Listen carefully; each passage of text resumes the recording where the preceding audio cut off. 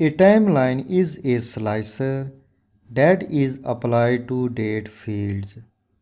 Using the timeline, I can summarize the data for ranges of time intervals from years down to minutes and seconds.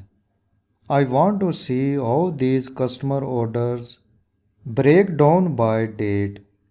One way of doing this is by creating a timeline based on the order date field in the customer order table. On the PivotTable Tools Analyze tab, Filter Group, click Insert Timeline. Then click All tab, check Order Date, click OK. The order date timeline appears in the worksheet. Move and resize this timeline. The timeline is laid out as a horizontal scroll bar grouped by months over the 1 year period in which I have sampled sales data. I can filter the timeline so that it shows the sales for specified time intervals. Click month January. It shows only one product is sold in the month of January.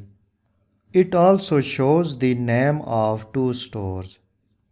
The 6 quantities are sold by Alaska store and 6 quantities are sold by Washington store. Now click on April, click on July.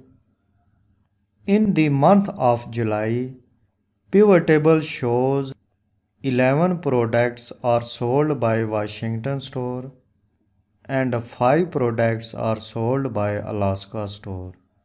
Click November. In the month of November, it shows only one store. That 15 products are sold by Alaska store.